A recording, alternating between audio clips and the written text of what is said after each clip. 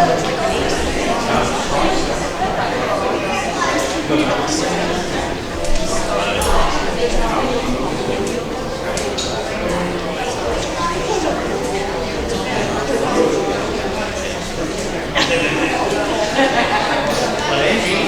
in the stretching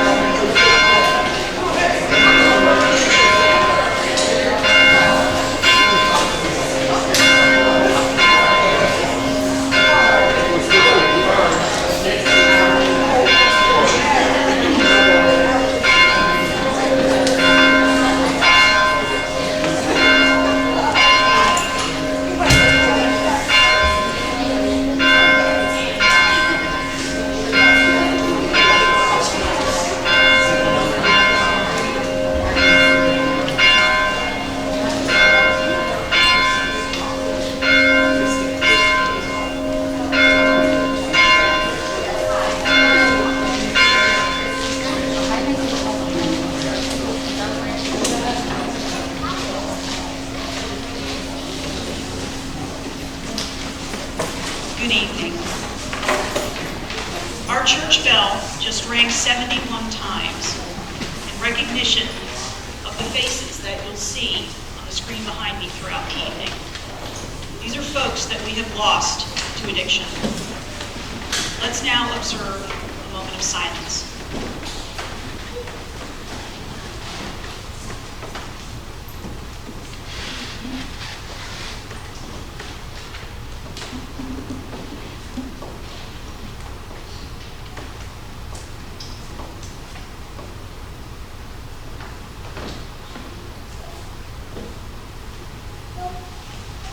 My name is Kathy Brown, and I'm the junior warden here at Grace Episcopal Church. First, let me just tell you a bit about our space that we have here. Common question as you've been coming in, our restrooms are located through the door to your left. Up a small flight of stairs is one. If you go down the stairs, there are two more down in the undercroft. If you need some time to yourself, take it. Feel free to move out to the narthex. We have coffee, we have bottles of water, we have cookies out there. If you feel like you need to get up and get yourself something, you take a moment for yourself, please feel free to do that at any time. On behalf of the vestry and the congregation of Grace, I welcome you to this evening and to this space. Our hearts are full of compassion and free from judgment. And we're honored to host this forum of healing, hope, and education. I'd like to acknowledge two women. About 3 weeks ago, I was contacted by a friend of the church named Christina. And she was interested in holding just a small service here at Grace in observance of International Overdose Awareness Day. At our first small meeting just 2 weeks ago, there were 4 of us there. And we pondered, how are we going to get the word out? And would anybody show up? I mean, it's the Friday of Labor Day weekend. Yet we went on and we did it. Christina created a Facebook event and it started to gain some traction. At our meeting just last week, just the second meeting that we've had, a woman named Lindsay came and wanted to bring some resources to bear to this event. She did more than that. She brought herself, her own experience, her inspiration, and her guidance. I want to recognize these women for their commitment to making tonight happen. At Grace, we see this event as a step in helping us understand how people are experiencing what has become the biggest public health crisis of our time.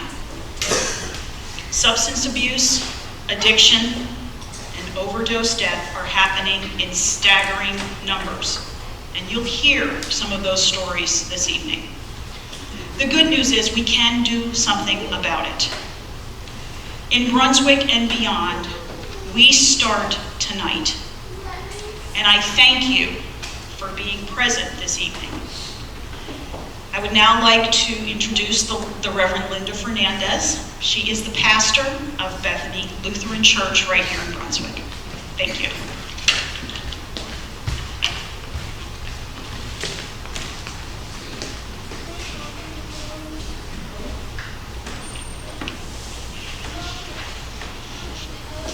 Good evening. My name is Linda F. And while this is not a 12-step meeting tonight, some of the elements tonight might sound familiar to some of you. Because this is a problem that touches all of us, and more people than you can imagine, in all kinds of walks of life, in all kinds of ages, and in all kinds of situations. So let's take a moment and realize that we come here tonight, some of us hurt, some of us confused, some of us angry, and some of us just feeling a need to make a change. And tonight we ask for strength, for hope, for healing, for the opportunity to be in a safe space, for peace in our hearts, and a chance to recognize that love abounds, even in the hard times. We are here. Acceptance is here. Hope is here.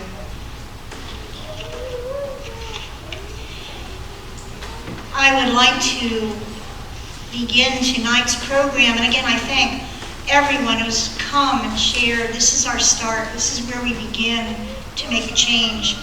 And I would like to invite, as we begin that, Adam W., if you're here, would like to speak.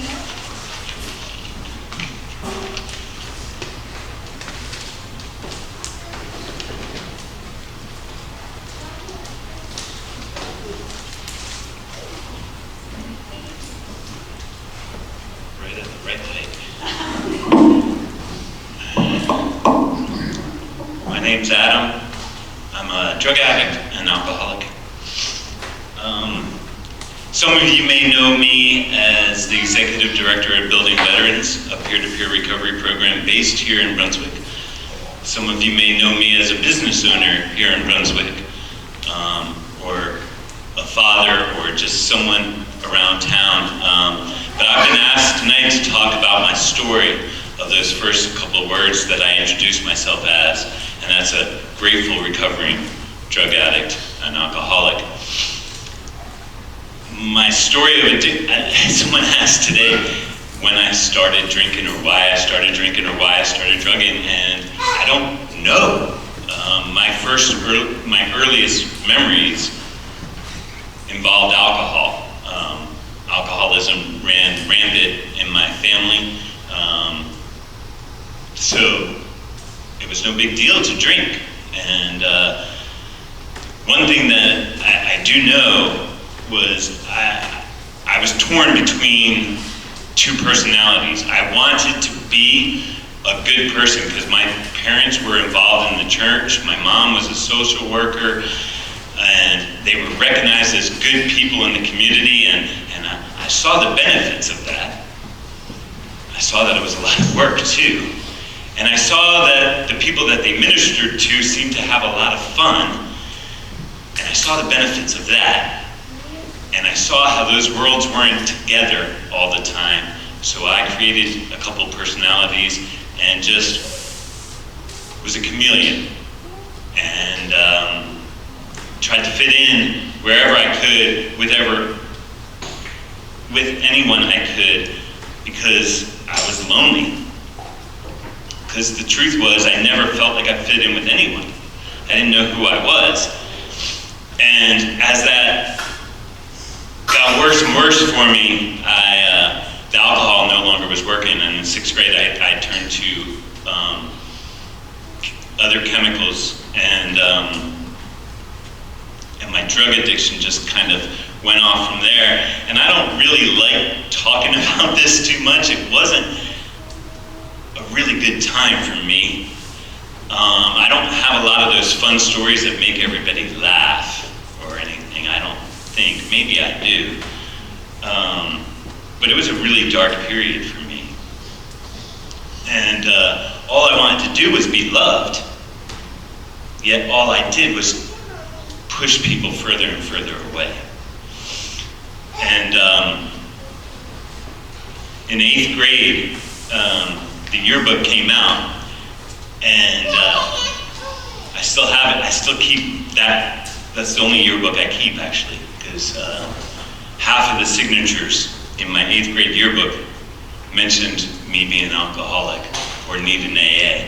I thought that sounded like a really cool club, because I didn't know what it was, and I was like, oh, so I'm cool enough to go there? So my addiction was pretty bad, pretty early. And I started to try to get sober my senior year, because I was living on the streets. I got kicked out of public school, was living on the streets, living in abandoned houses, not knowing where my next meal was coming from. And so I tried to get sober, and I went to a sober school, and I was there for a couple months, and I found out that they tested for a lot of things. So pills became my new coping mechanism. And January 6, 1989, I woke up in a hospital with tubes coming out. Actually, I'm sorry, I woke up January 9th. January 6th is when I went in. I was in a coma for 3 days. I should have died after the overdose. As I was going out, my dog licked my face, and I kind of realized what was going on, and reached out to my mom. And luckily, she was at her office. She was supposed to be leaving that day. Or before then, she was running late to pick up my father, who was having surgery. But she was running late, and she picked up the phone, and I told her what I did. And I said I was mowing. I didn't know what was going on. I was mowing the lawn, and all of a sudden I felt dizzy, is what I told her. And this was January 6, 1989, and we were having a lot of snow at the time, so I think she knew that something was wrong. And hey, I did get left. And she was freaking out, and she didn't know why I was calling, and I was like, look, I don't know what's going on, I'm just busy. I was mowing the lawn, and she was trying to keep me on the phone, and I was going in and out, and luckily the ambulance got to me before I was completely out. And like I said, I did go into a coma for about 3 days. And I came out, and they wanted to lock me up in a mental institution for the rest of my life. They told my parents that if I didn't go into a mental institution, that I wouldn't make it to my 20s. I told my parents that if they sent me into a mental institution as soon as I was 18, they would never see me again. So I got sober, sort of. But but I really didn't. And I wish I could tell you it was really easy, and once you get sober once, it's done, and the story's over and it's good, right? But there's enough people in here that can tell you that's not the truth. I've already told you this was my second time getting sober. And I was in and out of the rooms quite a bit. And I was back to living in abandoned houses. And one time, one of my running mates got mad at me because he thought I was giving some of the more coke to the other person than I was giving to him. And so he threw a candle at me, and that doesn't work too well in an abandoned house when you're in the attic. And flames went around us, and all I could think of was, man, my parents, they're going to see this in the paper. They're going to see that their son died in an abandoned house and in a fire of an abandoned house. And man, I'm going to get sober. And the next day, sure enough, I picked up a 24-hour chip and then went out and got high immediately afterwards. And that's how my life was for about 9 months. There was lots of times that should have been my bottom. There are lots of times I can't remember.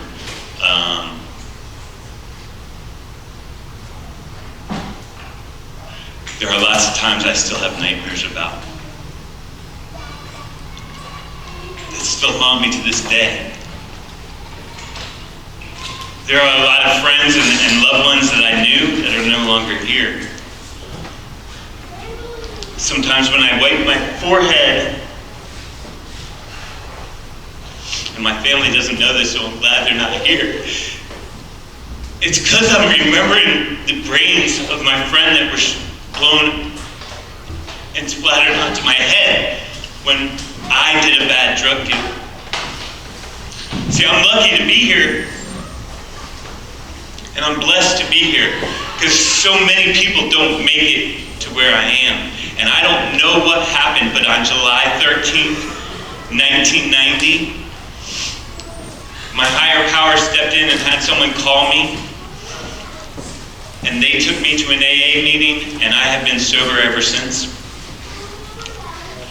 I've been working a program of recovery ever since. But the main part of that is trying to help other people. Because if I don't reach out and tell other people what it was like, then I'm not going to remember what it was like. And I'm likely to go back. And if I don't tell other people how to stay sober or how I am staying sober, I'm not going to stay sober. And I'm going to die. Because that's all this disease does, is kill. As I said, I am the director of a recovery program here in Brunswick.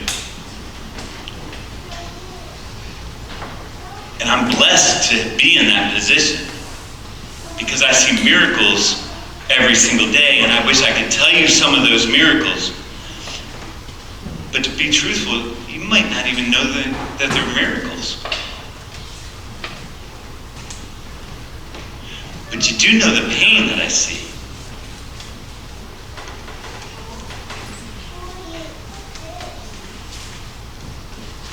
They've all been in jail. Multiple times.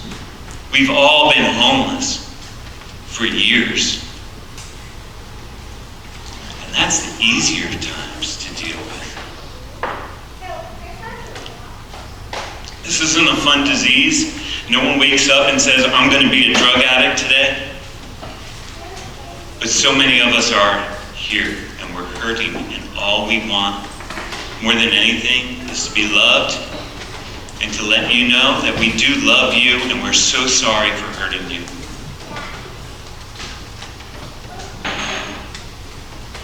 It was never our intention to hurt any of you. Believe it or not, our intention was to save you from the pain.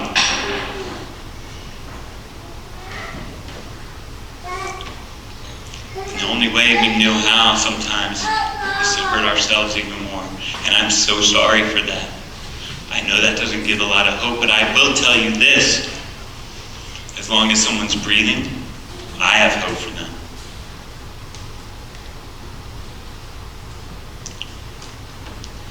I know that we do recover. I know that I shouldn't be here 28 years sober, but here I am. We do recover. Thank you.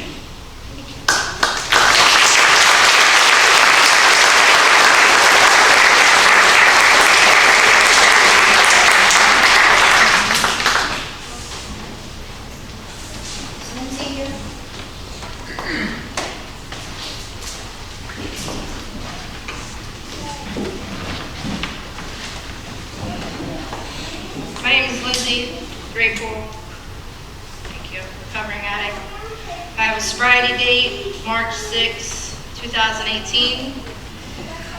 I started my career using drugs and alcohol at the age of 13. That went on for the next 17 years of my life.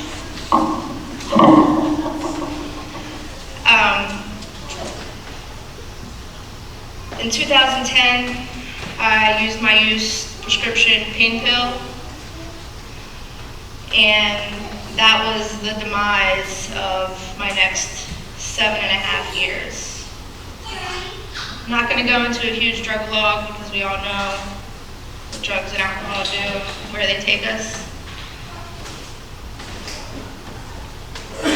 It took me to a point where it didn't matter who you are, family, my parents, grandparents, I would take anything and everything that you had to pay for my next fix. I always knew that I had a problem and that my life was unmanageable, but my life was also driven by fear, and that's what kept me from admitting that I needed help. I was scared, what everybody was going to think, how I wasn't going to be able to take care of my daughter. And that's what kept me in that cycle. In December of 2016, I entered into Massey Treatment Facility, not so much by choice of my own, but by being backed into a corner by my family. And we all know that doesn't work if you're not ready. I stayed there for 28 days, and as soon as I re-entered Frederick, Maryland, I was using again. Fast forward to February of 2018, my family had finally had enough and decided to stop loving me to death, per se. I had taken a lot of money, sentimental items, and they finally had enough and put me out.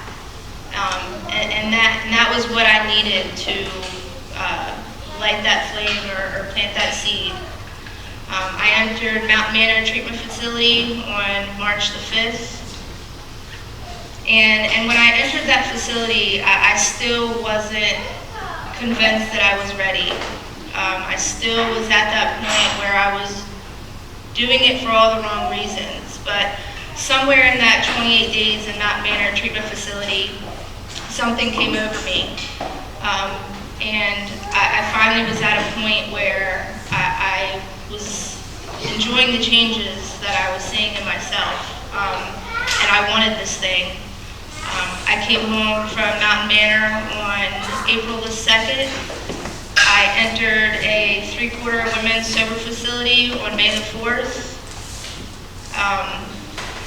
I attend AA regularly, and during my time in Mountain Manor, I was visited by the Brunswick Police Department, and I was served with a number of criminal charges, those including felonies. I was also on probation at that time. And I knew I had surrendered to this thing because when I received those charges, I was grateful for those those charges, and I still am to this day, because I firmly believe that those charges are what saved my life. I owe everything that I have today to my higher power, to Alcoholics Anonymous, and the tools that this program has given me to maintain my sobriety. The women in these rooms that have become friends and sisters to me, that have loved me when I don't love myself. And the things that I have in 6 months of sobriety are unimaginable. I'm a working citizen of Frederick County. People rely on me for things today. I'm able to suit up and show up for my daughter, not just physically, but mentally and emotionally. And I wouldn't trade this life I have today for anything. It doesn't mean that this is easy, because it's not. It's a daily struggle and a daily fight. But anybody who knows me and knows where I was 6 months ago or a year, recovery is possible.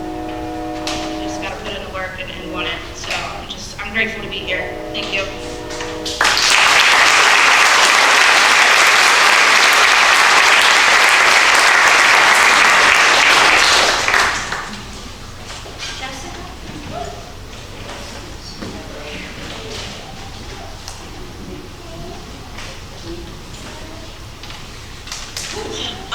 Hi, I'm Jessica, and I just want to start with saying thank you all for being here.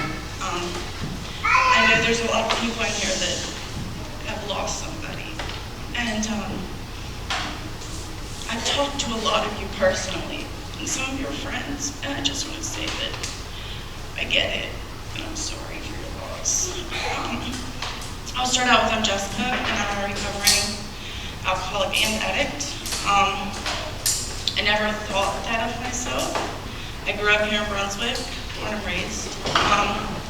So some of you know me and some of you don't, but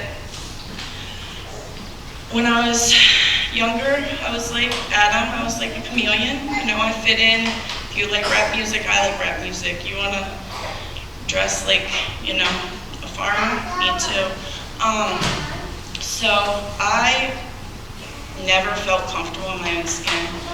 And when I started drinking like sips of drinks from 9 years old to 14 years old, and then at 14, it took me on a ride for 20 years. I never got in legal trouble. I don't know how. When I was 19 years old, the first person that I ever loved died from an Oxycontin, complications of Oxycontin overdose. And I didn't realize at the time, because I was doing heroin back in 1999, 2000. And it didn't start with pills for me.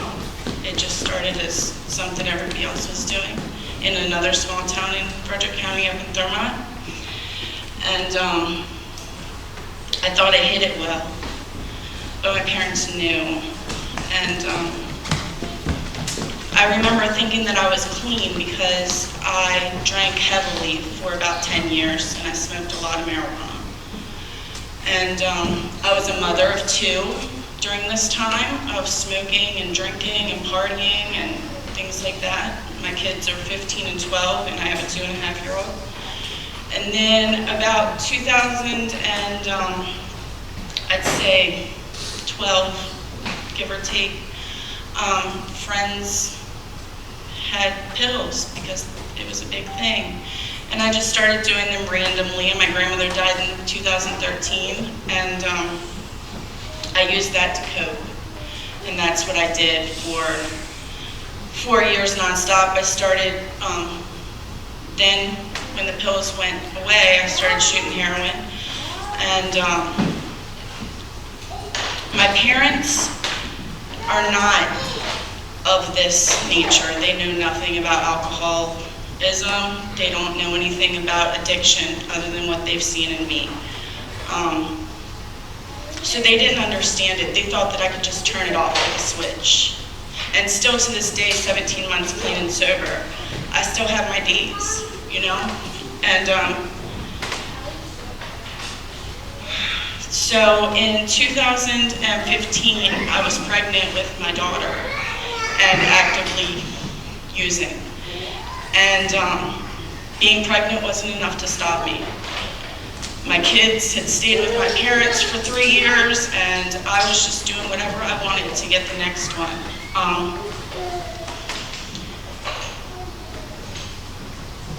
And I had my daughter a month early. She was 2 pounds, 12 ounces. She's fine.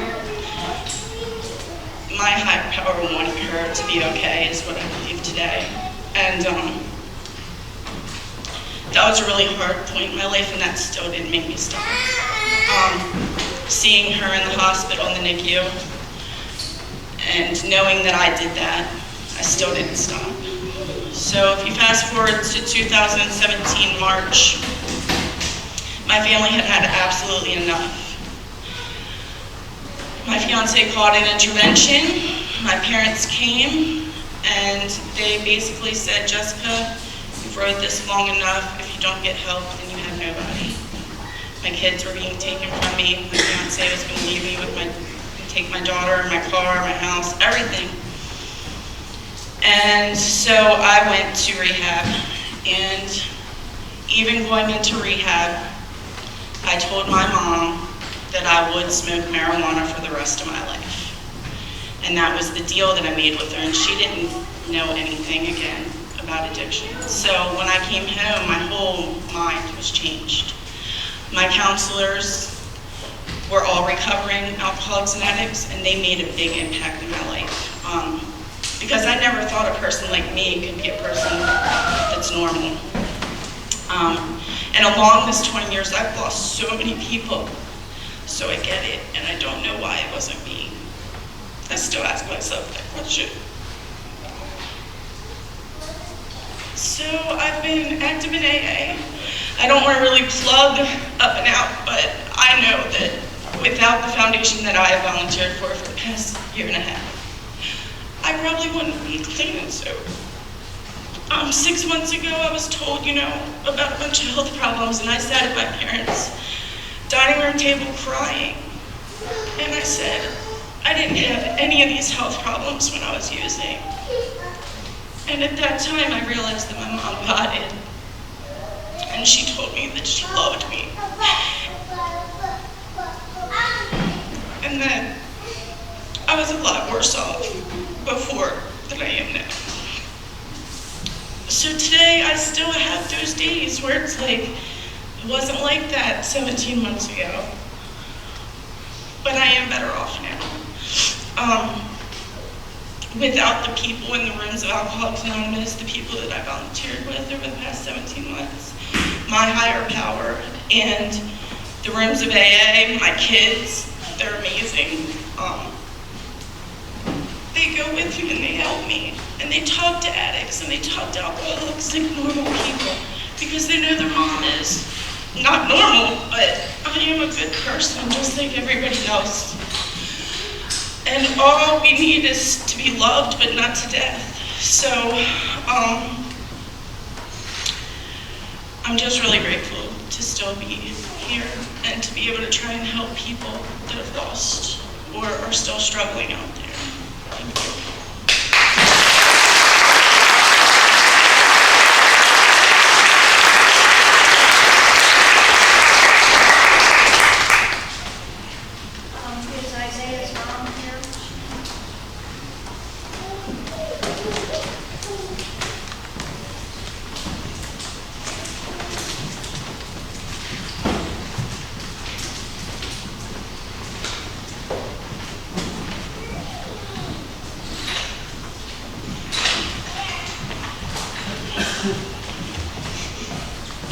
Hi, we're Ann and Randy Whippy, and Isaiah Whippy was our son.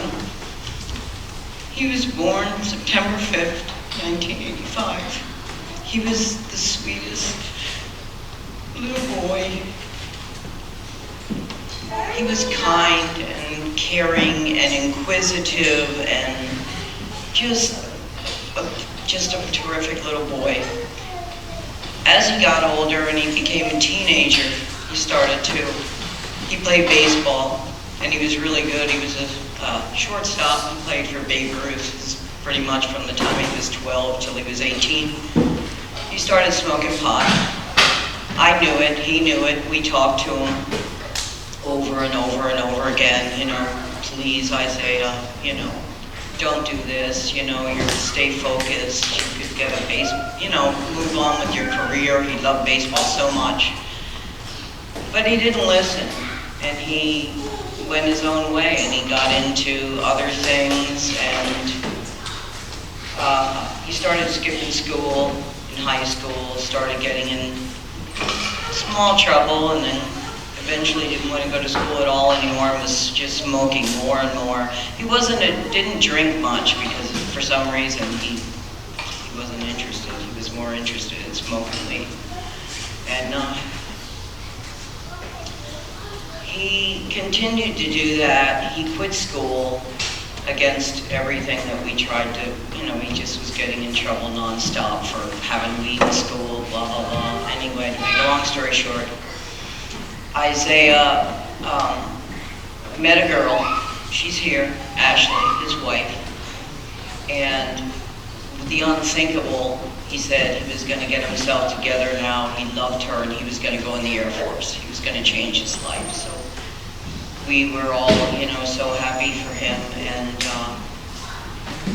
he went in the Air Force. It wasn't long after he went in the Air Force, they sent him to Iraq.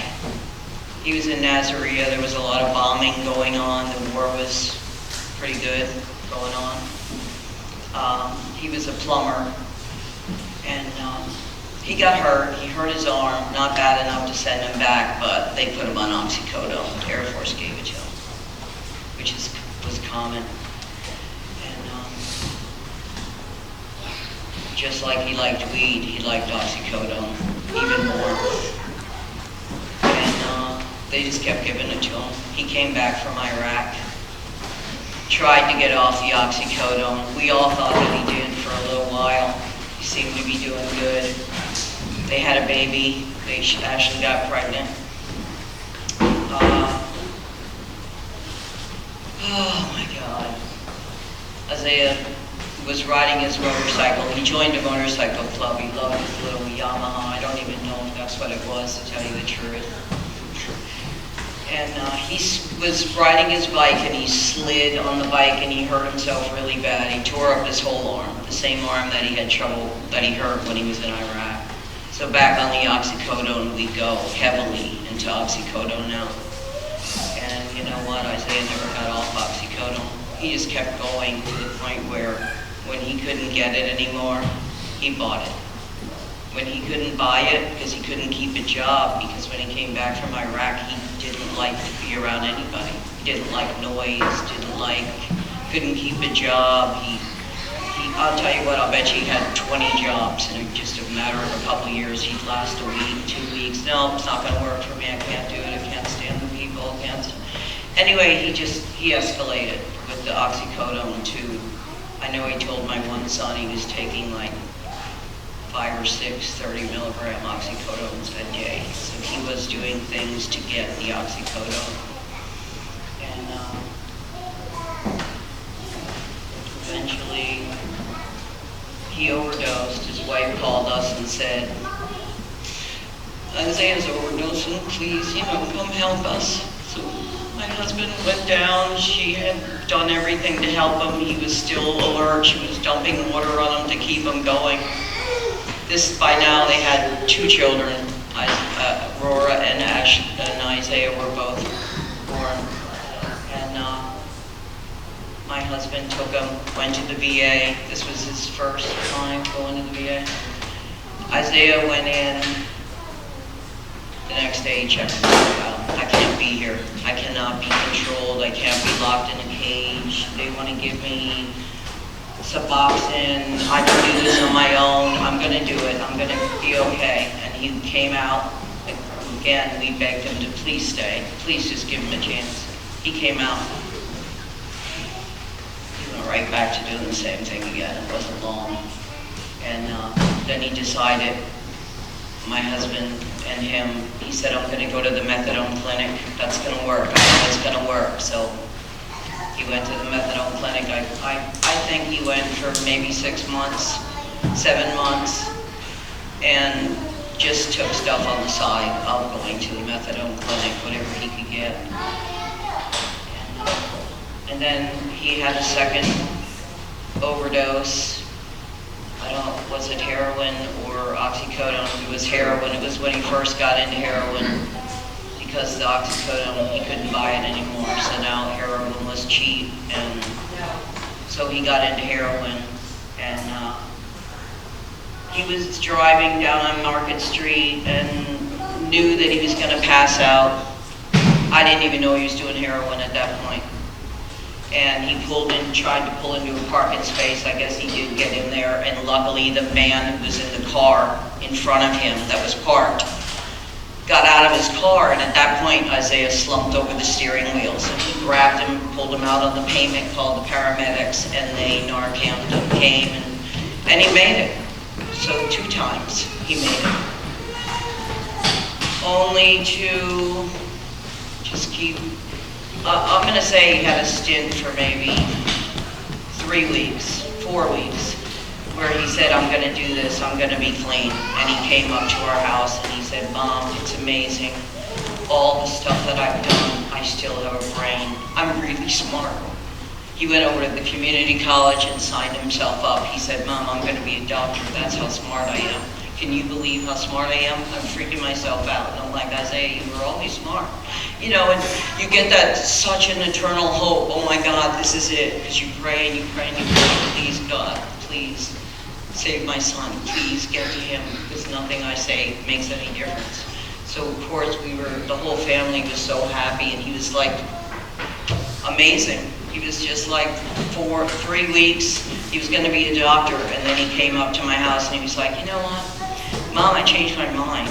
I'm going to be a nurse now, because to be a doctor will take me till I'm 46 years old, and I'm going to be too old. I'm going to be a nurse. I said, nurses are great. We need nurses, Isaiah. Yep, that's what I'm going to do. A week later, I saw him again, and he said, Mom, changed my mind again. I'm going to be a motorcycle mechanic. And at that point, I knew he was slipping back into the pattern, going back down again. And I said, Isaiah, please, please, Isaiah, please. And he was like, no, Mom, I'm good, I'm good. A couple days later, I went by his house. Ashley was at work. He was in the parking lot, out of his mind, just so high. And I pulled the car, and I started to cry, and he ran to the window, and he said, Mom, don't cry. I was just drinking. It's nothing, Mom. You're wrong. I'm not doing drugs. I said, yeah, I know you are. Please, please, it's never too late. Please go back to the VA. Please let them help you. And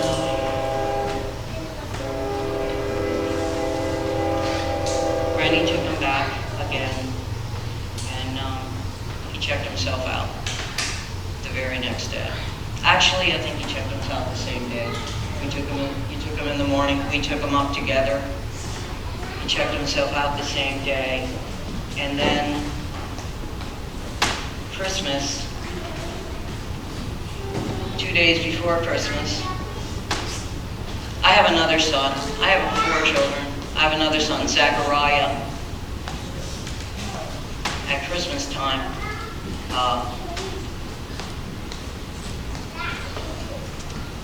Isaiah got high again with dippers and oh, it was before Easter, I'm sorry.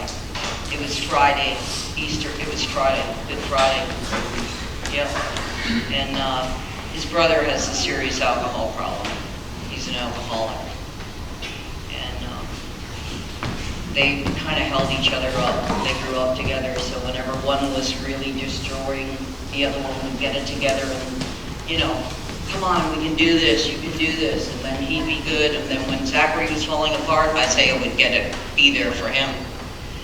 But on Good Friday, apparently they had smoked dippers together, Isaiah and Zach. And Zach continued. He went out with all his friends. And he called Isaiah, who was at home with his wife and children, because Ashley put the hammer down again. And Zach called him like midnight and said, come on out with me. Come on, I'm having fun, come out with me. And Isaiah said, how about we come get you and bring you to our house so that you're safe? And he said, no, never mind, you don't need to. We got a phone call at 1:30 in the morning. Dad, Mom, come to the hospital. Zach's been stabbed. He has punctured lungs. He's not going to make it. The helicopter's on its way to get him at Frederick. So we went. Ashley was there. Isaiah was crying in the hallway. Zach was hooked up to 1,000,000 tubes, and they took him. Isaiah went home. The next day we stayed with Zach. I stayed at the hospital with him. Isaiah texted me. He called me. How's my brother doing? I said, you know what? He's really strong. Just keep praying. He's going to make it. He's not going to die. Just keep praying. Easter Sunday, he texted me. Zach was in and out. They had him heavily sedated. He was in and out. And Easter Sunday, he texted me and he said, Mom, happy Easter. How's my brother? I said, Zach's good. He's sleeping. Don't worry about him. Have a nice Easter with your family. That night,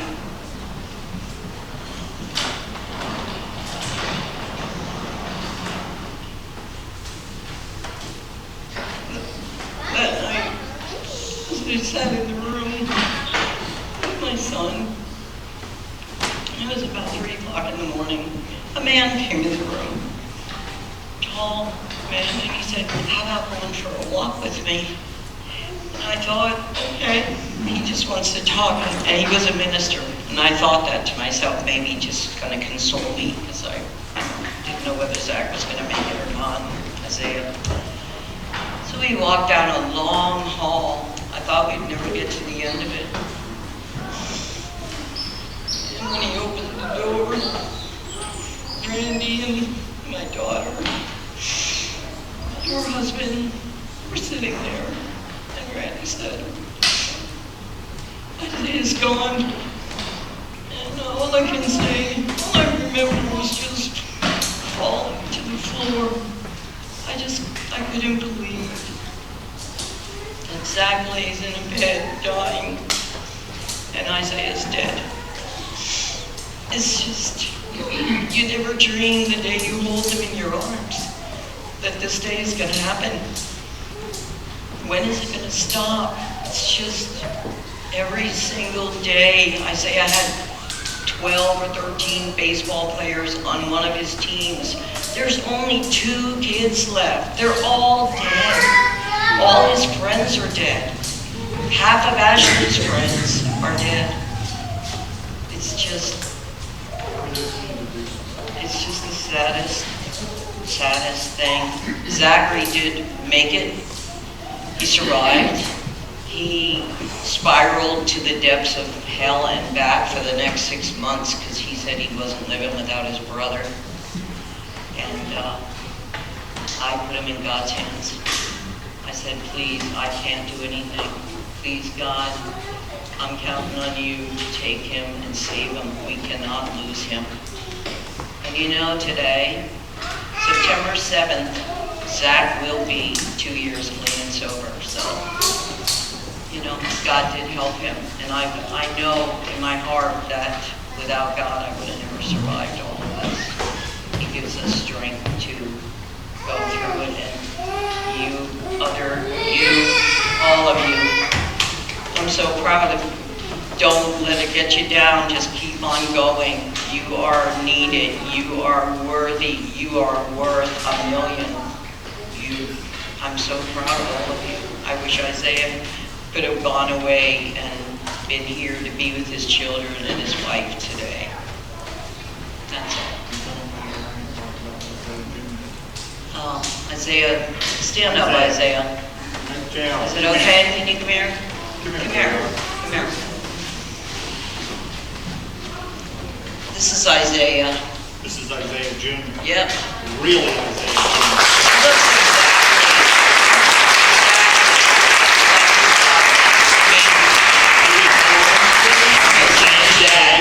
As his father, Yep. 20 minutes apart. Yep. And he wasn't supposed to be born for 3 weeks. But he is truly a 100% Isaiah after Jr. And little Aurora, she's beautiful. Come here, Aurora. Yeah, Rory Get up got here. glasses. Yep, Rory just got glasses. Come on, Aurora. Come on. Izzy, come here. Izzy, come here. Get Izzy. And Izzy, Ashley was expecting Izzy, so Isaiah never even got to meet him. Because Isaiah died in March and Izzy was born July 19th. So, we have That's our these story. 3 angels right here. And thank you.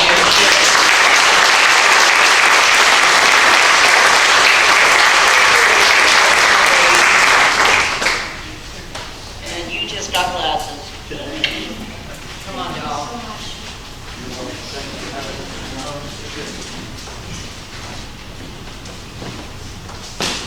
So this is Isaiah's wife, Ashley.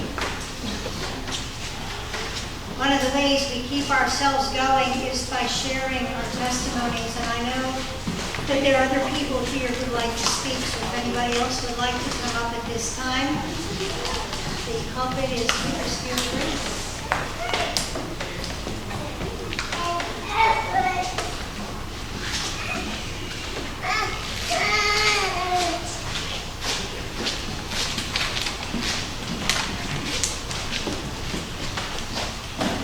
Hi, my name is Kristen Harris, and I lost my 24-year-old son, Zachary O'Neill Harris, on December 12th, 2014. He was 24 years old. Very similar to other stories I've been hearing through the night. We moved to Jefferson, Maryland in 1993 when he was 3 to raise our kids in a safe and really great environment. So he went to Valley Elementary, and then he went to Brunswick Middle and Brunswick High School. Pretty sure he started drinking, which is another commonality between all these stories. Probably when he was about 14. I was dealing with a lot of my own issues with pain. In and out of the hospital for like 10 years. I just kept breaking my leg and ending up at a nursing home at one point and getting, hardware put in my leg 3 times. And so I was on, it's the same thing as OxyContin, it's called Cadian. And I was on that for almost 20 years. And I look back in retrospect and I think, gosh, my kids saw me, I'm on pain meds, but I needed them, I couldn't function without them. But as the years went by, I didn't realize that, Zach and his buddies were stealing some of my meds, even though I thought I was hiding them. And then, before he even started heroin, like I said, he was a pretty bad alcoholic, and before he even started heroin, he had lost his driver's license. I don't even know how many points he had on his driver's license. So he was told he had to go to AA meetings and all that, and but he had a good job and he was making good money, but he was still drinking.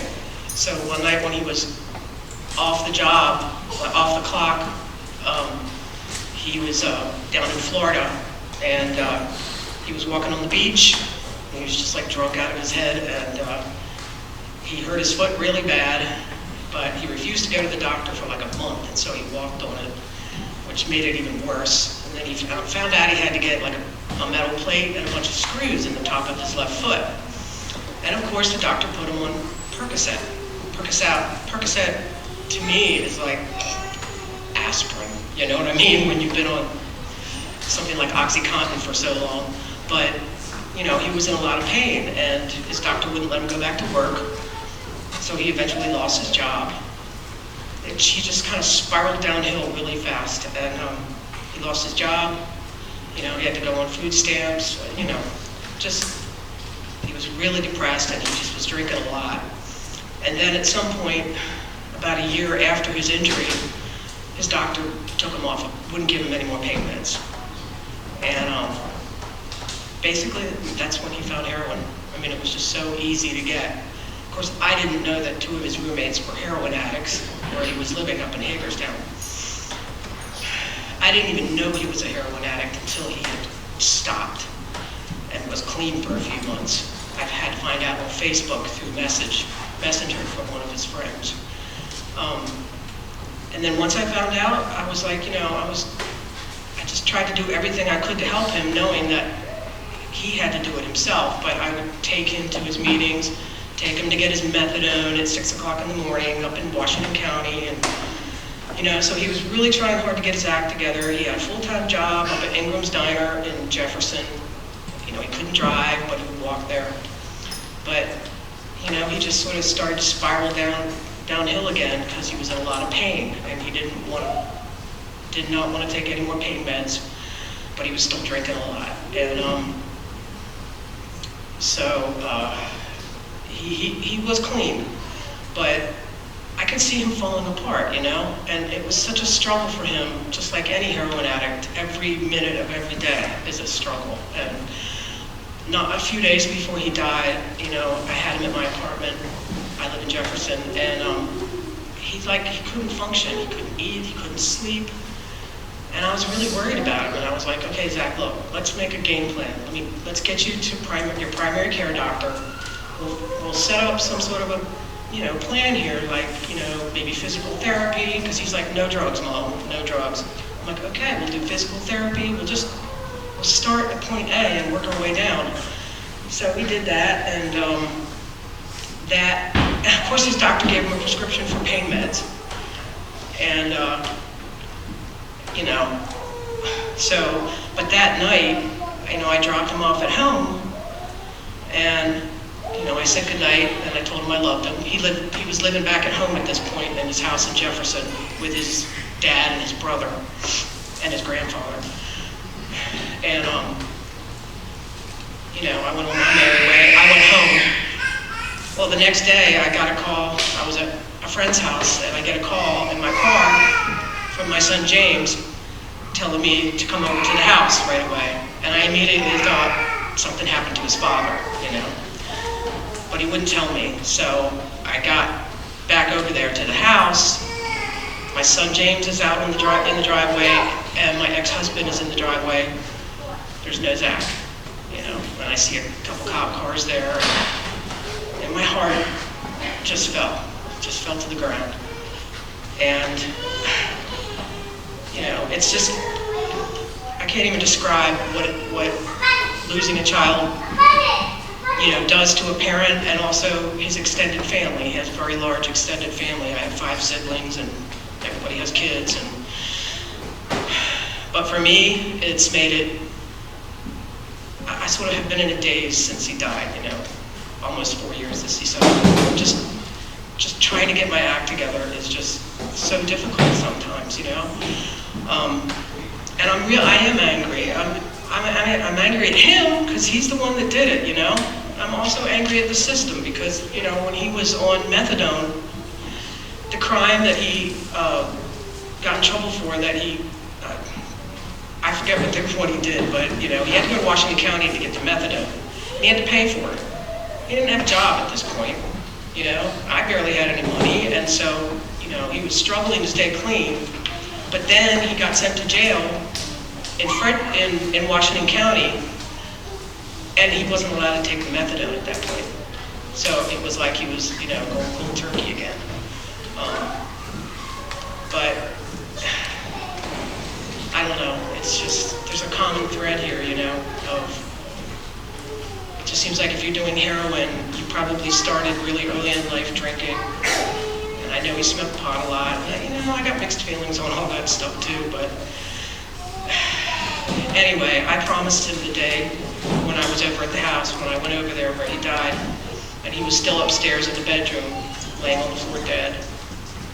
I made a promise to him that I would share his story, as much as I possibly could, to try and just reach one person. So I just want to end with a poem I wrote just about exactly 1 year ago. This is what I do. It kind of helps me to deal with the grief. It's, do you see me crying? Do you know I hurt? Are you in a safe place? Because I need to know. I will always be your mother. You will always be my son. The bond will not be broken, for death's darkness has not won. I defy the dark with light. I decry the heart with love. Let there be a never-ending stream of life between our souls. Go on and be a free soul. You have that right now. So go on and be a free man. The doves, they too have flown. There is no greater love than a mother and her child. Fly and be free now, my dear boy. I am not that far behind. Someday in the future, we shall meet again. But until that time approaches, just know that you are missed.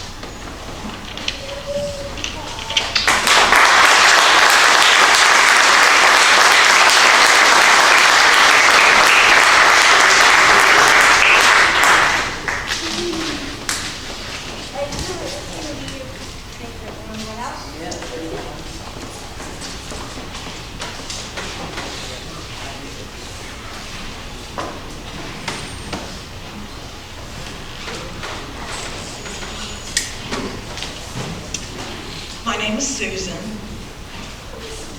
I lost my son 28 days ago. He had been in and out of trouble for 6 years. In and out of jails, prisons, rehabs. Every time he came out of jail, we'd do the whole rehab thing over and over and over. This was the longest he had been gone. And he was only home with us 14 days. I found him on what would have been his first day of work, and I had no idea he had started using again. I kept asking him over and over, what can we do different this time? So it doesn't go in the same cycle. I'm good, I'm good. Unfortunately, it was laced with fentanyl. And he had probably been gone all night before I found him. I found this letter, poem online that I've been carrying with me. This is Dear Mom and Dad. Words can't begin to describe how sorry I am. I put you in a position that no parent should ever face. I left before you. It wasn't supposed to be this way. The natural order of things was skewed by my addiction. I can only imagine the agony you must be in. I know you're angry, despairing, and sad all at the same time. If only you could reach back in time and pluck me from the path I'd chosen, but you can't. You never could. God knows you tried. I wasn't oblivious to all you did for me. Always believed I had time, and the truth is, I was too damn smart for my own good. I underestimated the power of my disease. I know you tried to tell me I wouldn't listen, and I began using drugs and became desensitized. I thought I was immortal and living on the edge.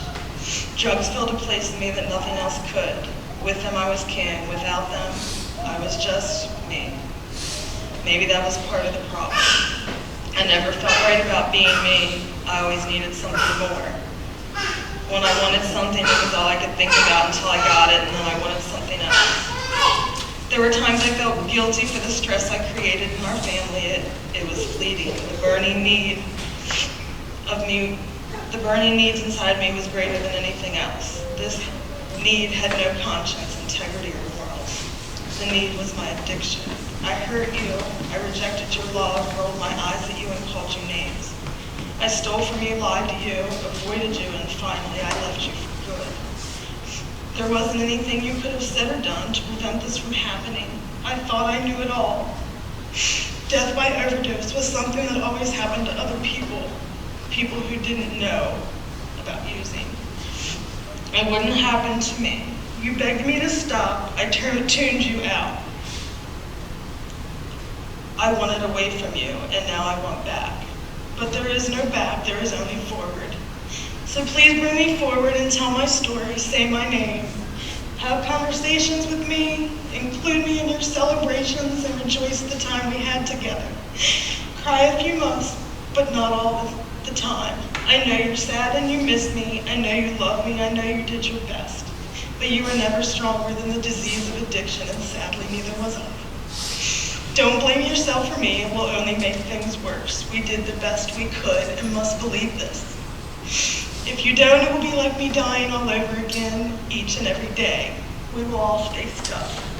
Take the love you have for me and put it into the rest of our family. Every time you want a hug, grab one of them.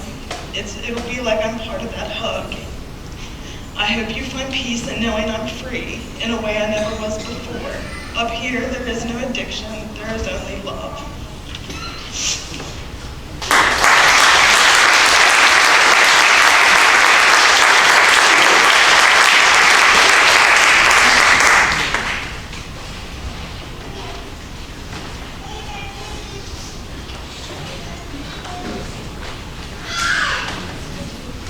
My name's Phil. So this is a letter.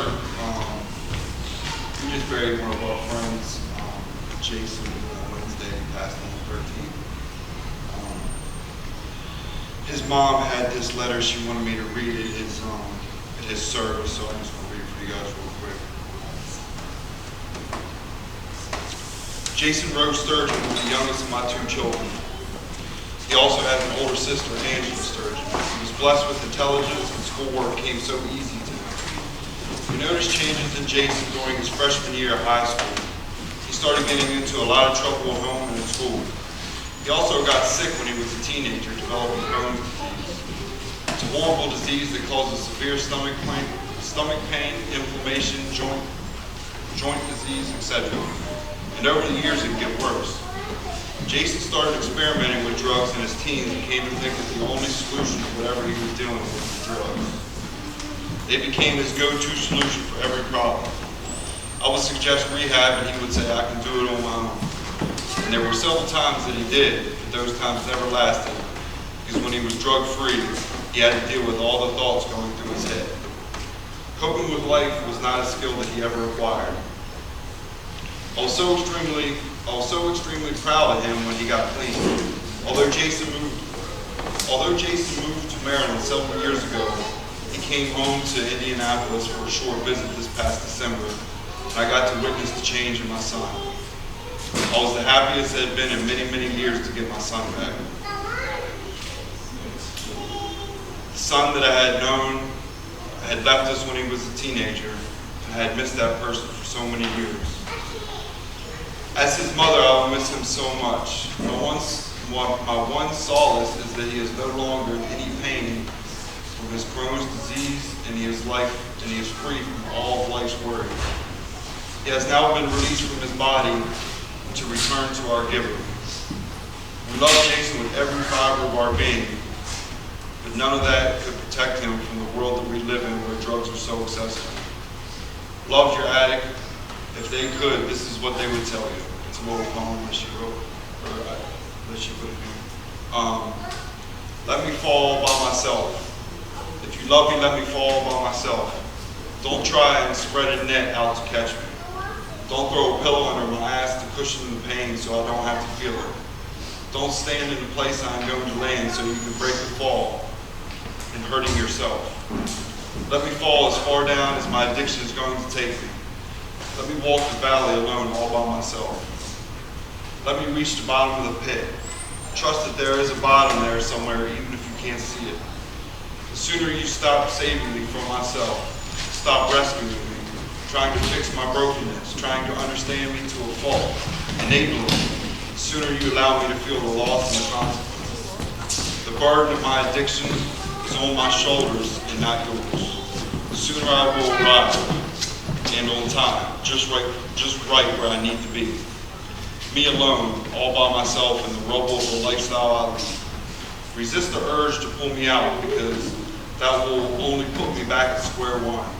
If I'm allowed to stay at the bottom and live there for a while, I am free to get sick of it on my own, free to begin to want out, free to look for a way out, and free to plan how I will climb back up to the top. In the beginning, as I start to climb out, I might just slide back down. But don't worry, I might have to hit bottom a couple times before I make it out safe and sound. Don't you see, don't you know, you can't do this for me. I have to do it for myself. But if you're always breaking the fall, how am I ever supposed to feel the pain that is part of the driving force to want to get well? It is my burden to carry, not yours. I know you love me and I know that you mean well, and a lot of what you do is because you don't know what to do and you act from your heart, not from knowledge of what is best for me. But if you truly love me, let me go my own way, make my own choices, be they bad or good. Don't clip my wings before I can fly. Nudge me out of your safety net. Trust the process and pray for me. And one day I will not only fly, but maybe even soar. She goes on to say, I wanted to share this with you because as a mother, I made so many mistakes in my son's addiction. I wanted him to fall on me to cushion his fall, but that was not what he needed. If you have a loved one, if you have any loved ones who are fighting addiction, do everything possible to be supportive and guide them to rehabilitation before it is too late. Goodbye, Jason. We love you so very much, and life will not be the same without you. Until we meet again, Mom, Dad, Abby, Cheyenne, Angela, Austin, and Bryson, and many other family members and friends. That's just a letter from his mom. He's got a baby on the way too. She's like 6 or 7 months. So I just want to share that with you guys. Get a perspective.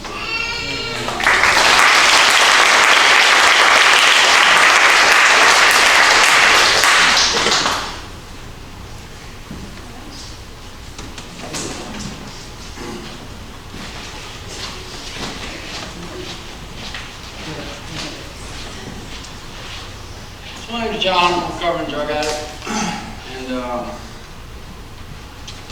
honestly, I really wasn't gonna say anything, but I feel like it's. I grew up in this town, and honestly, I was just kind of looking around the room, and I saw Zach's mom, and I used to, hang out with Zach a lot. I saw, Matt back there, and I seen little Butch's folks here, and I just look around, and I'm just thinking about the guys that I grew up with, and they're all gone. You know what I mean? Like my friends are all dead, or sitting in a prison cell, and a lot of it is because of the effects of this disease that we deal with, and. I'm not very emotional, but I see, the mothers of these people that have, passed away, and I recognize that look, you know what I mean? Because that's the same look that was on my mother's face 17 years ago when she buried her oldest son at 18 years old. And I say that a lot, I'll never forget that look. My mother was standing there, and when they lowered his casket into the ground, I can't even put it into words what that kind of pain looks like. There's really no way to describe it. But I see that same pain, when I see, these parents that drug addicts speak. And, that happened, I lost my brother when I was 12 years old. You know what I mean? And that didn't stop me from going on and put my mother through the same thing, for over a decade. And, there wasn't,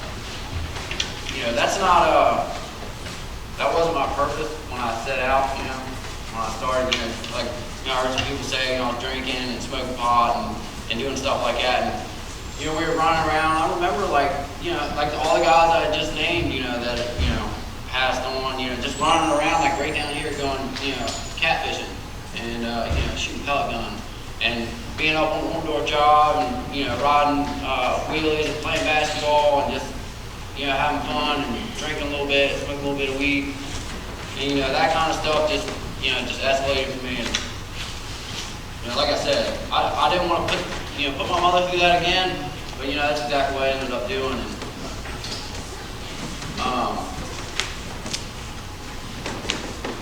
you know, it's not really something that I can explain. I just know that, you know, for me, you know, when the pain became great enough, I decided to make a change. You know what I mean? That's the only thing that ever motivated me to change. I'd like to say, you know, putting my mother and father, and, you know, through all the things that I put them through was like the great motivator and all that stuff, but it was really pain for me. I had to get, you know, desperate enough to reach out for some help. And, you know, I love the stuff that's going on here right now, because it was kind of, you know, something like this that, you know, I didn't feel so alone. You know what I mean? We're trying to bring attention to this, you know, crisis that we have going on, and, you know, that's kind of what we're doing here today. And, you know, like I said, you know, I was out there a long time, you know, drinking and drugging, and, you know, I felt alone. But it was like people like, you know, the people that are here tonight, you know, extended a hand to me, and were there to pick me up when I couldn't do it for myself. And, you know, I haven't stuck a needle in my arm in over 2 years now, and that to me is, that's incredible, because I couldn't go 2 days, 2 hours, you know, and there wasn't nothing I wouldn't do to get it. So, you know, I'm just blessed to be here. That's all I have to say.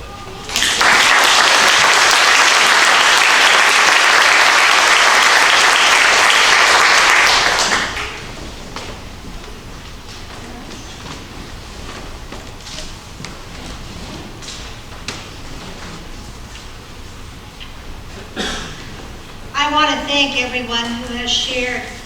I know it's not easy to do that, but you will have touched more lives with your stories than you will ever know. And so please continue in that, and continue to remind all of us how blessed we are each day as we share in this journey and recovery and dealing with this disease of addiction with you. There is hope. And we're going to have a little bit of chance to continue later on with a memorial service, a little memorial candle lighting for all of our loved ones. But there's hope, and I want to invite Mr. Corey Short to come up here and share with us. We have resources here, and he's going to tell us about some of that. He's going to share a video with us. So, Corey, would you?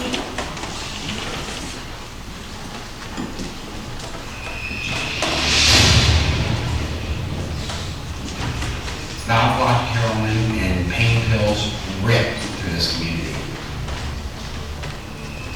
I didn't care who I stole from. I didn't care what I had to do. I was going to do to get that next fix.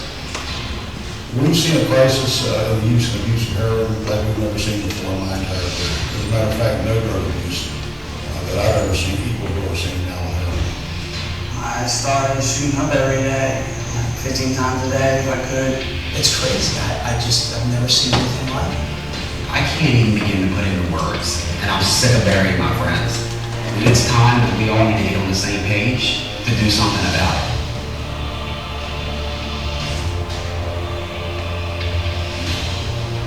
I guess I went out. I don't remember anything. All I remember is waking up to the sound of my girlfriend's voice telling me repeating over and over that she loved me. I had no recollection of what was going on. You know, my thing was, I'm going to get high again. The last 2 years, we have averaged 1 overdose every day and 1 fatality every week. I didn't know that Dylan had turned to heroin until he was arrested. I got sentenced to 40 years, also to 18 months in the county jail. Some of these people are good people who have this drug that takes hold of their mind. And then before you know it, they're stealing and dealing and prostituting themselves. And then you're dealing with violations of probation and court dates and lawyers. That was what my life was all about for so many years. Heroin gave me permission to do whatever I wanted to do and hurt whoever I wanted to hurt. It was heart-wrenching, some of the things I did. when you're running hard like that for so long, you become numb to the consequences of your cussing of your actions. You don't even realize what you've done or who you've hurt.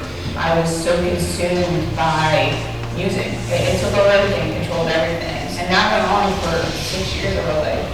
A lot of times, it was just, me getting locked in the bathroom for an hour, trying to find a name, and, everyone's gonna be kind of okay. I thought it was my fault sometimes. I would simply just leave it out and think that I was being too harsh or something. The last 3 words he said is, "I love you guys," which he always said when he was on the phone with this. My heart says that, again, that voice was in his head that said, "You need to do this." And he got hold of a bad batch that was lethal. That trigger is all it took. It was just a battle that she couldn't win. There's no class of people, no race of people that have been exempt from this. None. White, black, Hispanic. There's 2 ways to deal with this. You either recover or you die. There's no in between here. In Maryland, there are not enough programs to support the problem right now. There is a huge wait list, and that person waiting for a detox bed has a very good chance that they're going to die. What am I going to do? Am I going to wallow in my addiction and go back to what I was doing, or am I going to call somebody and get the help that I need? There is a solution. I found a solution. We can change. We can recover. Not every story has to end like ours did.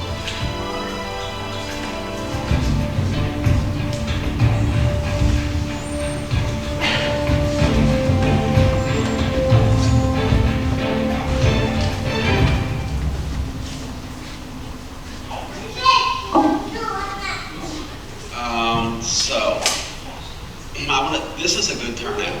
This is honestly, I'm going to be honest with you, this is unbelievable. I speak at a lot of events. And I've spoken twice in Brunswick, and each time I've spoken in Brunswick, the turnout was great. I don't know why that is. I've spoken in Middletown, Newmarket, Urbana, some of these neighborhoods where people are in denial and don't think heroin's in their community. And it's there. It's there.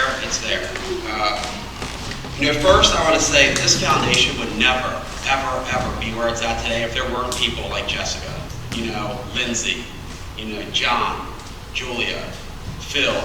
I never imagined in a million years when I started this foundation 4 years ago at my dad's kitchen table in Emmitsburg that it would get to where it's at today. I never imagined that the heroin problem was going to get what it is. I just wanted to do something to give back to a community that I took so much from, a lot from. I wanted to do something to give back to Frederick County Drug Court. I graduated the Frederick County Drug Court program in 2008, and I found out that they didn't do incentives in there anymore, and they give out incentives, which is like a $20 gift card. They give them out when you go to court. If you don't get in trouble that week, or if you have a clean UA, you're eligible for a $20 gift card. And I can tell you right now, $20 gift card might not be a lot to some people, but when you're starting out recovery like me, $20 gift card is a lot. I remember when I went to one of my first Alcoholics Anonymous meetings, and I heard a guy in there say this, and I could not believe he said this in a room full of people. He said, "I was broke, busted, disgusted, and I couldn't be trusted." And that's exactly how I felt. That's exactly how I felt when I came into AA, and then Todd's here. And I've known Todd, I guess he's still here. I've known Todd for a while. Todd's seen me, I've known Todd for 10 or 11, 12 years when I first started coming around and popping in and out of NA or AA, and I thought I was too cool. I originally only signed up for Frederick County Drug Court because I did not want to go back to prison. They gave me the option, drug court or prison. Well, you don't have to be a rocket scientist to do that. I've been to prison. I just did 5 years in prison and got out. And I can tell you, I remember laying in a prison cell, honestly dreaming about the life that I have today. I think somebody said it, I never thought Jessica taught. I never thought that a person like myself could get to where I'm at today in life. See, I've listened to people all my life. I've just listened to the wrong people. I love my family. I love my family. I love my family very, very much today. But what I've also learned, that there was things handed down to me in my childhood, and one of the hardest things for me to do in a 12-step program was unlearn things that I learned. And I went to Mother Seton School. I grew up in Emmitsburg. It's a small town, and a Catholic school, and I played Little League baseball, and I think the lady talked about it. I had goals and dreams and aspirations. I was bad. That should have been a sign, but I was really bad, actually. And I was on probation at a young age, 10, 11, 12 years old. I was on probation, and my mother is a single mother. And two of the biggest resentments I had when I came into AA were against my family members. And one of the things that AA has taught me to do is to let other people off the hook. Some guy told me this. He said, Corey, you're a good lawyer for your own mistake and a good judge for everyone else's. Thank God for people in Narcotics Anonymous, and thank God for people in Alcoholics Anonymous, because they hurt my feelings. I'm going to be honest with you what they told me. They said, we'd much rather hurt your feelings than help bury you. And I can tell you, I don't like speaking at these events. I was telling somebody, they're like, you speak everywhere. I mean, what do you say at one of these? I'm sorry? What do you say to somebody who lost their child?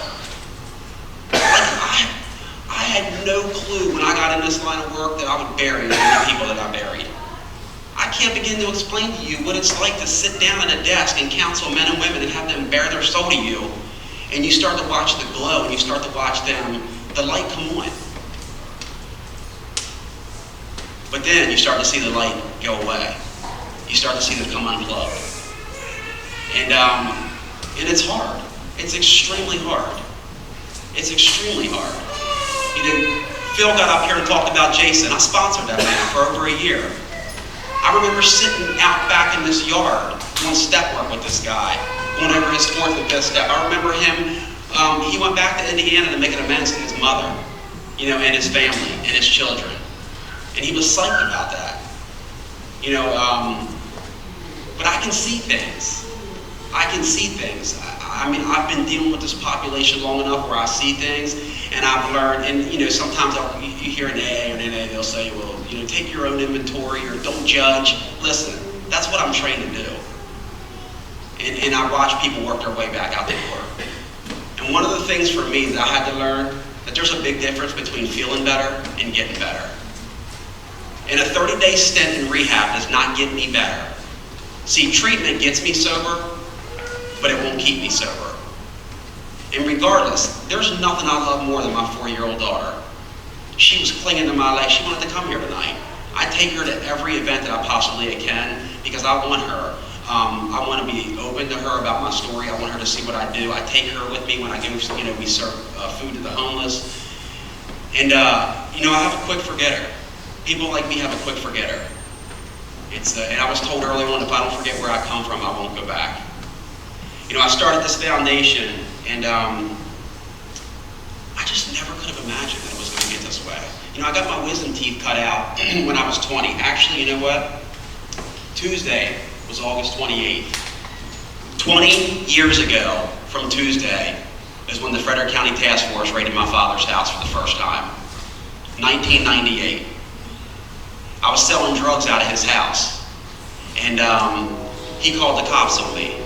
And see, we have so many family members that reach out to us today, and I don't want to tell family members what to do. I don't know. But I can tell you that I come from a father who had no problem calling the cops on me, and I come from a mother who nearly loved me to death. And she could not say no. And people like me, we have a way of manipulating. I do the family education group at Mount Manor on Sundays sometimes, and I tell family members, I'm saying, listen, if you cannot say no, don't pick up the phone. Do not pick up the phone, because I knew as soon as I get my mother on the phone, I got her. I'm gonna manipulate her into sending me money or bailing me out of jail. And somebody talked about it, maybe it was John. I'm telling you, when I first came into recovery, I've been stabbed with glass in prison. I've been hit in the back of the head with a lock and a sock. I've been hit in the face down on Park Heights with a gun. I've had my but whooped out there. And I'm telling you right now, nothing has ever made me want to quit shooting heroin like the look of disgust on my mother's face. Because when I came in here, there was a dirtiness on me that I could not wash off. It doesn't matter how many showers I got, I could not wash that dirtiness off. Heroin had me violating my standards faster than I could lower them.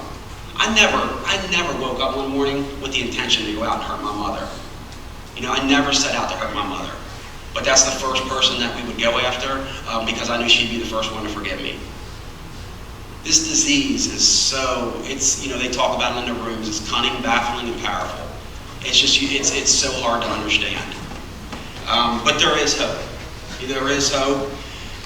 I don't do well with no. I don't like when I get told no. So for me, and this feels good, having somebody who prosecuted me on my felonies 20 years ago tell me that.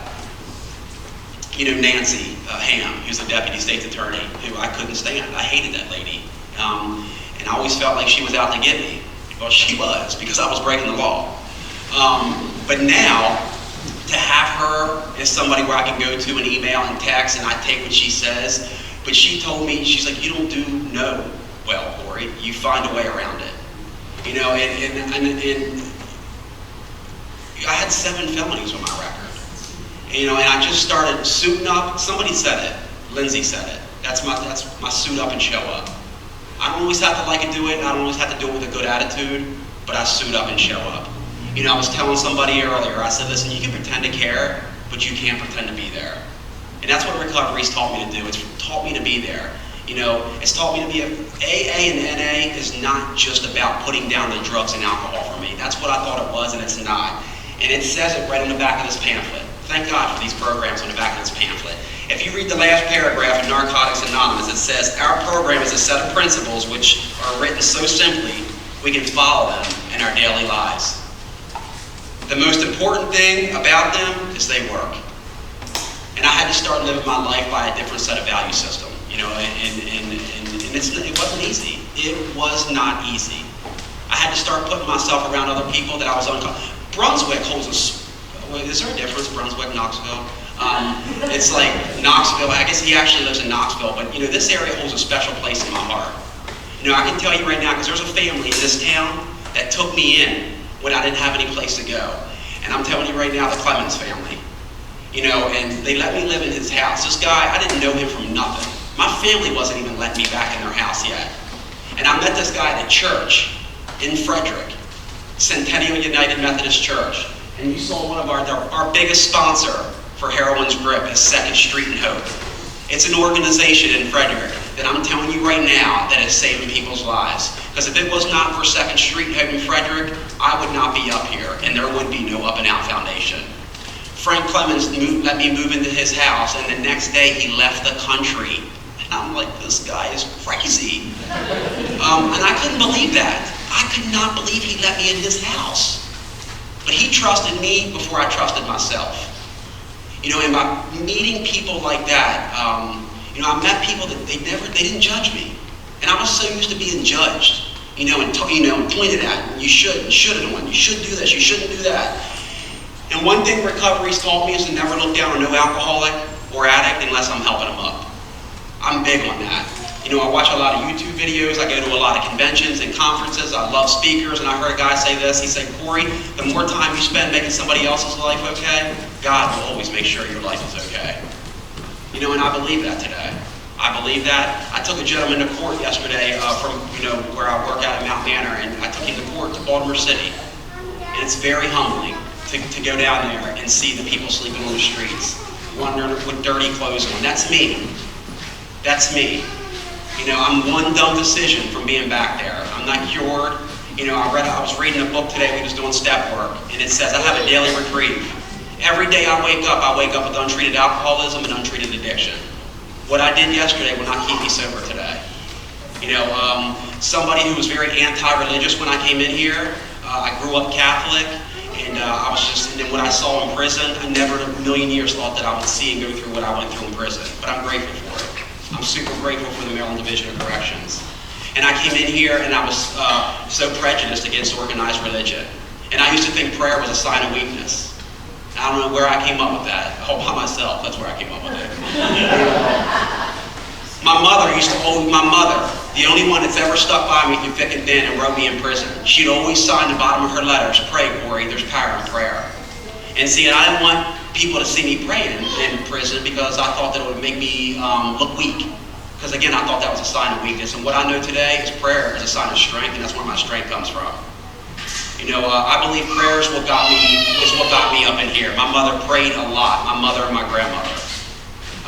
My father has a sign. I used to always go into my dad's house, and my father has a sign over his office, and it says, "When you don't have anywhere else to go to your knees." I don't believe it's a position of the body. I do believe it's a condition of the heart. For people like me, I hit my knees because I need as much humility in my life as I can get. There's a story that I heard about this guy, and it hit me because it reminded me of my daughter. Because sometimes I'll get busy with life or get busy with the foundation. My daughter will want to play with me, and I'm trying to get her away from me. And this guy the kid was trying to play with his father, and the father grabbed the National Geographic, and ripped a page out of it. It was a page of the world. And he ripped it up in like 50 different pieces and gave it to the kid and said, "Go put this together, and bring it back to me, and we'll play." Thinking it's going to take him forever. He's never going to be able to do it. And the little kid came back, like literally not even 5 minutes later, and it was put together. And the father's like, "There's no way." He said, "That's unbelievable. How did you do that?" And the kid said, "Daddy, on the back of the world was a picture of a man's face." He said, "I put the man together, and the world just fell into place." And that's what this is about. Whether you're in here and you have an alcohol or drug problem, we're all broken in one way or another. We're all broken, and I believe, that's what Alcoholics Anonymous, that's what Narcotics Anonymous has done. That's what the foundation does. We just try to share our stories, like it talks about. We try to share success stories, because there's a lot of success stories out here. You heard them; they're standing up here. I'm overpaid. I say that a lot. I'm overpaid. And I'm not, I'm the type of person when I came in, AA's turned me into a person that I wouldn't even like when I first came around. It's taught me to grow up. But it's taught me to be responsible. The principles of honesty and willingness and integrity. And I didn't know what integrity was. I'm going to tell you what I thought integrity was. I thought integrity was taking a charge from my homeboy. And that's crazy. So what I do is I try to speak to the people who can't. I was walking through the mall. I was walking through the Frederick Mall, and I saw this shirt, and it caught my eye because there was a pit bull on it. And there was a saying on it that said, "Speaking for the ones who can." And I'm like, that's a shirt. I'm turning that into a shirt. And you see there's people around here wearing our, the foundation shirts, and I put that on a shirt because there's so many of my friends who don't have the opportunity, to share their struggle. There's a lot of my friends that are in Maryland Division of Corrections that I write, and they don't have a voice. So I try to speak on their behalf.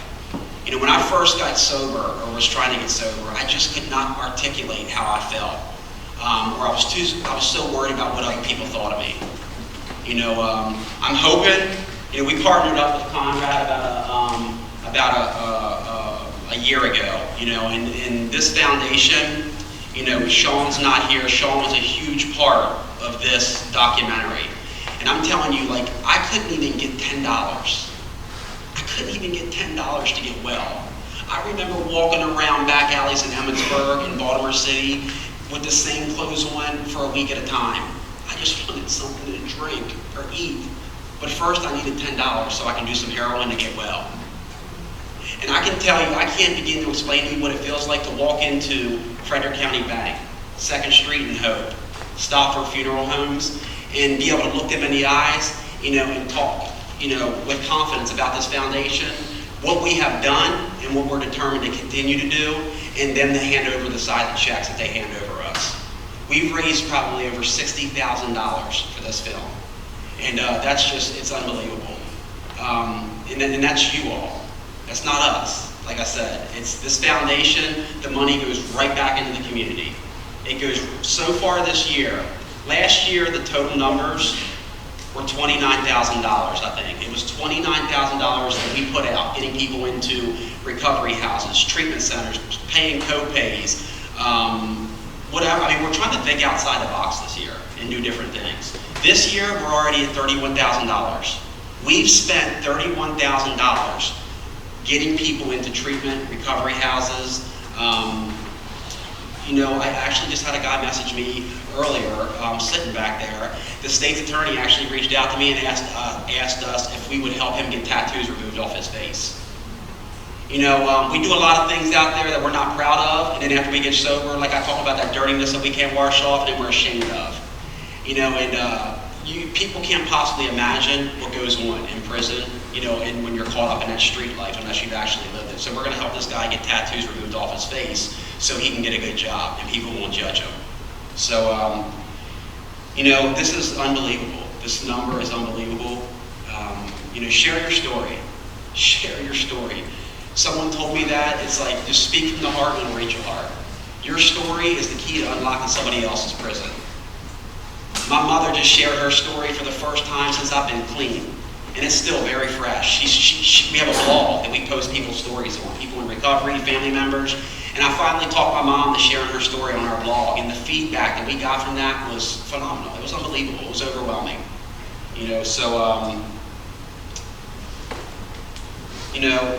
If you're struggling in here, it's all right. We like to reach out for help. That was the hardest four-letter word for me to decide, like help. I need help. And, stay plugged in. If you're in here and you're in recovery, please stay plugged in. It's kind of like the refrigerator. I always use this analogy. You can unplug a refrigerator and it can sit there for days and you wouldn't know it because everything on the outside looks good. Meanwhile, everything on the inside is rotten. And when people like me come unplugged from 12-step programs, we start to die spiritually. Because I believe it's what we all have. It's a soul sickness. And for so long, I've tried to fill the hole in my soul with material stuff. And what I know today is there's not enough things in the world to fill the hole that's in my soul. I thank God. I thank God every day for my life. I thank God every day for this foundation. And I thank God for everybody, that helps support our mission, and help us continue to do what we're doing. Thank you for everybody that had, Lindsay. This is like in 2 or 3 weeks this happened. So this is a great turnout. You all can, our website's on there, our Facebook page, we have events coming up. We would love for you to get involved. Whether you're in recovery or not in recovery, there's always a way to help. We just served at Centennial United, the church that used to feed me when I was homeless. We go back there every couple months and we feed. We serve a meal back to them. It's like our way of kind of giving back. So thank you all. I really appreciate you having us.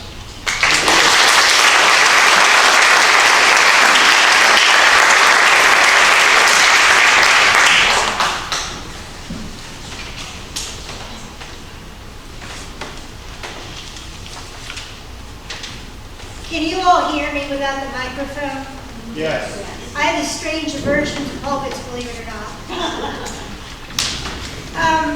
I started this by saying that we were here because some of us were hurt, and some of us were angry, and some of us were confused, and some of us want to make a change. And what I should have said is, I'm here because I'm hurt, and I'm angry, and I want to make a change because I'm damn tired of this addiction disease that I have no control over. It makes my life unmanageable every single day of my life.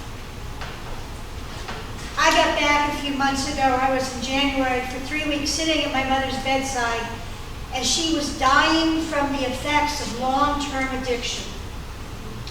And as I sat there, the thing that kept going through my head was, this didn't have to happen. This didn't have to happen. She was self-medicating.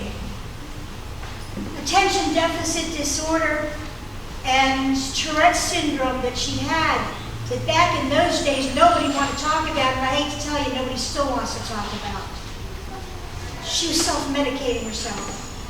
And as I sat there, 2 of my childhood friends came in, and they started to tell stories about her and sharing in her addiction with her, and we realized that each of us had lost somebody, my mother, but also my other friend, her brother, who died of drug abuse, who was sharing heroin with my mother. And the other one whose brother died of HIV/AIDS from using needles. and had been sharing with my mother. This disease gets to people no matter what, and I come from a long line of alcoholics, so I understand how tough it is. You know, my higher power bonked me over the head one night after a real blowout party and said, I didn't create you for this. But I ignored it because, you know, addiction lies and it denies and it hides. And my addiction said, yeah, you know, you'll feel better in a few days. And the interesting thing is that the next day I happened to be at church and one of the other members said, I need to go to Al-Anon because my dad's an alcoholic and I don't want to go by myself. Will you go with me? And there's the key. I wouldn't have walked into a meeting by myself in a million years, but we went together. And what I want to say tonight is this: you can't do this alone. You can't live through this alone, whether you're in addiction or in recovery, or you are somebody who has a family or friend who's in addiction or in recovery. We talked a lot about NA and AA, but I'll tell you that Al-Anon and Nar-Anon and Alateen, there are many groups out there, and you've got to make use of them. You can't do this by yourself. And the other thing is, you need a higher power. Even when you think that you're sitting in those meetings and you're getting it, you're not getting it until you get somebody that will pick you up and kick your butt when you need it. You see, after that day when I decided to stop drinking because it wasn't what I was supposed to do, did a pretty good job until one very well-meaning doctor handed me a bottle of cough medicine with codeine in it for bronchitis. And let me tell you something. Opioids are a different situation. They affect a part of the brain that affects quickly and deadly. And it only took one bottle of codeine to start me down the road again. And thank God one of my sponsors looked at me and said, how long has it been since you got to meeting? Deal with it now. Deal with it now. We can't do it alone. We need our higher powers. We need our sponsors. And if you don't have one, and if you've lost somebody, and if you're hurting, for heaven's sakes, get to Corey, get to me, get to somebody else here, get to each other. You've heard stories, go up tonight. Everybody is here for each other. I know three things. The first thing I know is all our loved ones who are gone. I know that they're in a place where they are loved and they are fully healed for maybe the first time in their life. I know, second of all, that there is a higher power out there that will help us. And I know, third of all, that we can't do this without each other, and that love is the key. And we are here to love each other through this. So, there are two things. We're going to move into now our candle lighting ceremony. But there are two things, and one of them is in your in the bulletin tonight, or the program tonight. You know, I love the Psalms because they're so wonderfully human, and people put their garbage out there. One of them talks about the fact that they have a higher power that puts them on a high place when they need, who covers them and saves them from their enemies. And then there's a passage in the scriptures in Philippians that says, you know, I can do all things through my higher power that strengthens me. So don't do it alone. Please get to somebody.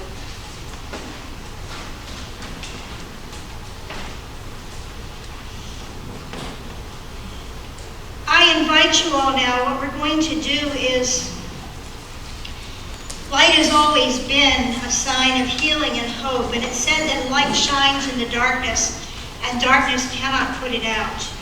Tonight, we are light and higher power to each other. I'm going to invite you to come forward in a bit. We're going to put some pictures up on the screen of some of our loved ones, but I know that's not all that we remember tonight. If you feel moved to come forward and light a candle for those who have lost to addiction or who are struggling with addiction, if you feel that moved, you can come up and you may say their names over the microphone, or you can just say them in the silence of your own hearts. And some of us will be up here for support. You can come and get a hug, or you can come and get a prayer, or you can just have a shoulder to cry on if you need.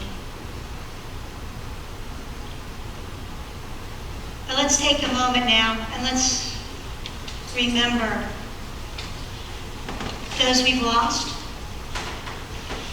those we've saved, those of us who struggle.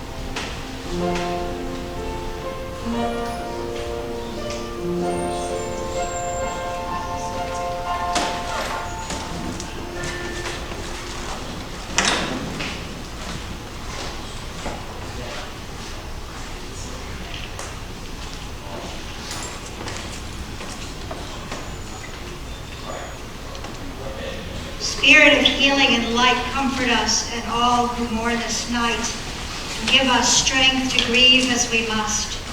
Help us receive your healing in the midst of our pain, and find new order after the chaos of loss. This is not the last. This is the beginning, the first of something new. Let us keep the light alive. I invite you now to those of you who wish to join me in the serenity prayer. God grant me the serenity to accept the things I cannot change, the courage to change the things I can, and the wisdom to know the difference. Receive healing, go in peace, reach out in support, be light to others. Thank you all so much for being one tonight in heart and spirit. On the table,